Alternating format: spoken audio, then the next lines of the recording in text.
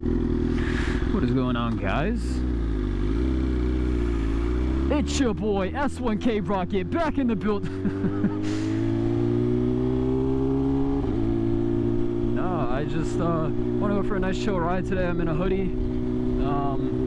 You know, I did a poll on my Instagram and I just said ask me any questions that you have. So I figured I'm just going to answer some simple questions. Some of the questions that were asked were deserve a full video. But for the questions that I could answer in a brief video, I think I'm just going to do it. Why not? I'm going to try to go to a different spot that I haven't gone to today. I don't know. I'm going to figure it out, but I'm going to answer some questions. It's going to be sketchy as fuck because I got to read it off my phone. I probably should have wrote it on like a piece of paper or something. But, yeah. Is that man on a scooter? Like a legit, like, four-wheeled scooter? On the street? Oh, please, please, please. Let me see. Oh my god, what is that? What? Alright, I've never seen one of those before. It was like a three-wheeled scooter. I don't know. That was weird. This is like accident central over here. So many motorcycle accidents happen on this intersection right here. So many. Like, it's got to be at least one time a week at this point. Alright, so my first question, I gotta turn on low power mode so I can actually see these questions. But my first question was, after my accident with my first S1K, why did I decide to get another S1K? I answered this in a video that's going to be releasing here in the future, probably before this video comes out. Why are you putting on your brakes, bro? Do you think they're going to pull us over? I don't know. Yeah, so the first question that I got was, why did I go with the S1K after my first accident? Like, why did I get another one? To put it simple, I got another S1K because I think it's the best leader bike on the market for under $20,000. I do touch on this topic much more in depth in another video that I have releasing, so like stay tuned for that if you want a long in-depth conversation about that, or like video. But to put it simple, it's the best leader bike on the market for for $20,000 and under.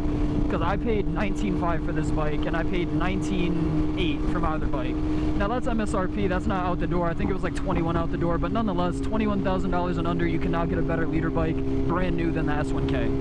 And I stand by that 100%. Okay, so if I could have any other bike besides the S1K, what would it be? You know, if money wasn't an object, that's a really good question. If we want to go decently affordable, I'm talking decently. I'm not talking like S1K, like just above the S1K's price. I'm gonna have to go with the Honda CBR 1000 RRR, the RRR Fireblade. I love that bike and everything it is. It is such a good-looking bike. Needless to say, I think it looks better than the S1K. To be truthfully honest, I think it's one of the best looking leader bikes and best leader bikes on the market. The RRR is just, for 26K, almost 30K, I don't think you could go wrong with that. Because like, for 30K you could get an H2, and like, the H2 is really nothing special, to be honest. It is not a good bike. It is a good straight line bike. The H2 is really ugly, I will say, but it's fast. It's fast, it does what it's supposed to do, but besides that, like, the H2 is not that great of a bike. Y'all overhyped the fuck out of that bike. Would I have one in my collection if I had the money? Yes. Would it be my first option for an expensive bike? Absolutely not. There's so many other bikes I want besides the H2. But yeah, I would say the Honda CBR 1000 RRR. Now if we're talking money's no object, I would either say Ducati V4R, Ducati Superleggera, you know, stuff like that. I'd easily get a Ducati if money was no object. But to keep it decently affordable, not high maintenance, the RRR by far. What got me into riding is, what does riding mean to me today? What got me into riding? So, like, you know, I always saw crotch rockets like these fly by me on the highway when I was a kid, and then, you know, I rode a dirt bike when I was like 12 or 13, and you know, I fell in love with riding, and then I got introduced on YouTube to guys like Do It With Dan, Dank Wheelie, Suburban Delinquent, Motonocity, you know, all those classic guys, all those guys that originally first started moto vlogs way back in the day. I'm talking years ago. Those are the guys that really sealed the deal on me getting a sport bike, or just a bike in general. I didn't know I wanted a sport bike necessarily. I just knew I wanted something I needed to ride because it looked like a blast. Not even because they like caught up in traffic, it's just because like, just the excitement that I saw in those videos and like the pure enjoyment. I was like, I need a bike. I need to experience this.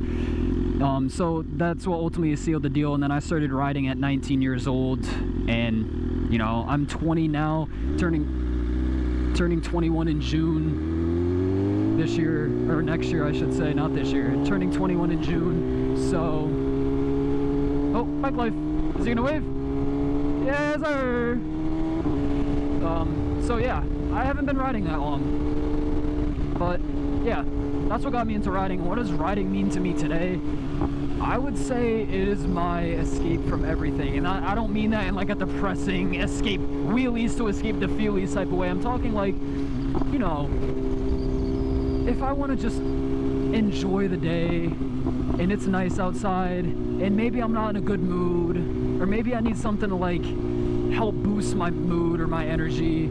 It's just something I truly enjoy, and I would not trade riding for the world. I would not trade riding for the world, no matter what it is. I don't care. Even if I have kids in the future, I'm still going to ride. Will I ride the same way that I do now? Probably not. Because like then there's other people involved, stuff like that. But you know, right now I'm kind of just chilling. To sum it up, riding means a lot more to me than a lot of people know. It's my escape from everything. It's something I truly enjoy. I wouldn't trade it for the world. And you know, it's what cheers me up when I'm having a bad day. It's what brings joy to my day, knowing I get to wake up and do it every day, especially on my dream bike. Like this right here is my dream bike. I have many other dream bikes, but this was my most affordable one that I could afford, and I don't think I'm ever gonna sell it unless something genuinely impressive comes out in the near future for this price range. Like I was looking at the 2023 S1000s, and there's no real change to them, but I heard they're getting a little bit faster and they're coming with winglets now, so I might just have to do it. But alright, I'm getting off topic, but yeah, that's what riding means to me, and that's what got me into riding. I really got off topic there. What is a good second bike? Now, this varies depending on what bike you have now. I would say for me, I have a leader bike. I got the S1000RR. A good second bike for me would honestly be a 600 for multiple reasons. One, there's things that I want to do to this bike that I refuse to do unless I have a stock wheelbase bike. I'd love to stretch this bike and get involved in the roll race community. And just, I'd like to make this the fastest K67 in the country. Big goals, a lot of money involved in it, but that's what I would like to do in the future for this bike. But until I get a 600 or another stock wheelbase bike, I refuse to stretch it. I love twisties too much. I love cutting up in traffic. I love doing things that I wouldn't be able to do if I stretched this bike and did the things that I want to do to it. But let's say I don't stretch it. I just refuse to track this bike in general. I just don't want to. I feel like a 600 is all you need for a track. Am I scared to track this bike? Absolutely. It's my only bike. It's what I make content with. If this bike gets destroyed, my content, I cannot make any. So another reason why I won't track this and why I want a second bike. So honestly, a good second bike for me would be a 2023 ZX6R or an R6, 2020 R6, since I discontinued it. But like for some other people, some people have sport bikes, and like honestly they want a cruiser, they want an upright bike, they want a naked bike, stuff like that. And I don't hate on it. These bikes aren't comfortable, and for longer distance, if you ride a lot, I say getting a more upright bike, or even, I'm gonna say the forbidden words here, or even a Harley, or like even a bobber, you know, something like that. A comfy bike would be a good second bike if you have a crotch rocket. So I hope you answered your question on that one. Multiple different answers for that, so I gave my own and then my advice for somebody else. So I hope that answered your question. How I got better at bike maintenance because I look experienced. I'm definitely not experienced, I will say. But you know, when I first started out, it was iffy. Bike maintenance, I didn't know exactly what to do. Honestly, YouTube and like watching other people on YouTube, Instagram, Googling stuff. You know, how often should you know, replace coolant? What should your coolant be at? What oil is best for your bike? Just stuff like that. Basic questions that the average person might not know. Even though they seem like simple questions, a lot of people don't know this stuff, and they come into bikes blind, and they don't know that they have to tighten their chain slack to make sure it's to spec, because they don't know if you buy a brand new bike or you get a brand new chain, your chain stretches out, so you need to tighten your chain slack to have it at spec, so it's not super loose or it's not super tight. You know, a lot of people don't know when's a good time to change their oil, when they should change their tires, what's a good tire tread or depth. You know, stuff like that. People don't know that stuff when they get into bikes, and I'd say Google and YouTube are gonna be your friends. How often you should lube your chain, how often you should tighten your chain slack, you know, stuff like that.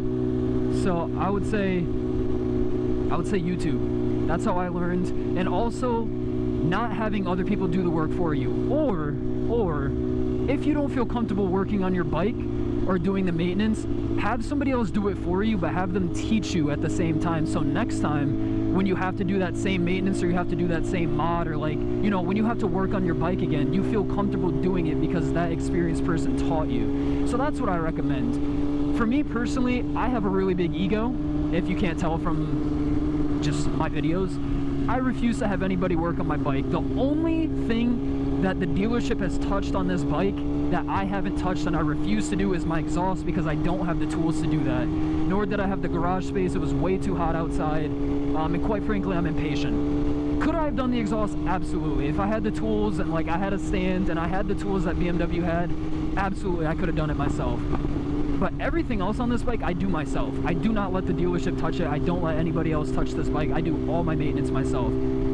Just looking at YouTube. If I have a question, YouTube. If I have a question that's not on YouTube, Google. Or I hit up somebody else with a K67. You know, just hit people up. Don't be scared to reach out to people on social media with the same bikes as you. Or don't be scared to like comment on YouTube, or like make a Google post. Like, don't be scared to ask questions, because there's people in the community who are willing to help. And if you have a K67 or you just want help with your bike, hit me up in my DM. I'm always willing to help. I respond to all my DMs. So, you know, don't be scared to reach out.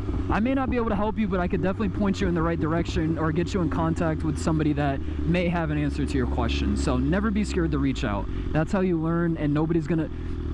Let me correct myself. Most of the people in the motorcycle community will not judge you for asking questions. You know, there's that 1% of assholes that are like, no, you don't know that. You know, just don't listen to them, and don't get discouraged by them, because, you know, everybody started out not knowing something. Whether you learned at 6 or whether you learned at 36, everyone started out not knowing anything. You have to ask questions and do hands-on work in order to learn how to do things. So don't let them discourage you. But I think that's all the questions that I'm going to answer in this video. I feel like I rambled a lot. If it's going to be a short video, it's going to be a short video, but those are all the questions I felt like I could have answered in a short time frame without rambling too much. But I'm going to make sure I keep doing these videos. I'm going to do like this anonymous thing on my Instagram where you could just always ask me questions, and I could always screenshot and answer questions for you guys. So I'm gonna have that in like my Instagram, like on the story section, so you guys could always ask me questions there. And I'll just keep making like maybe a weekly thing where I just answer some of your guys' questions, and maybe I'll like make a whole video on your question if I feel like it deserves a whole video, or maybe not deserves a whole video, but like if I feel like I cannot answer in a short time frame. But yeah, that's gonna be it for this one. I feel like I answered like 3 or 4 questions pretty in depth, so I hope you guys enjoyed, and I'll see you guys in the next video.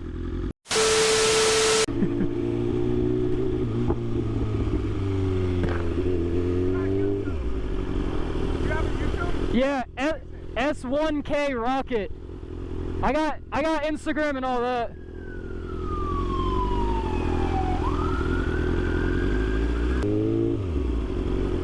What's your Instagram? Same as the YouTube. Ah! Come back! Come back! Ah! Ah! There you go. That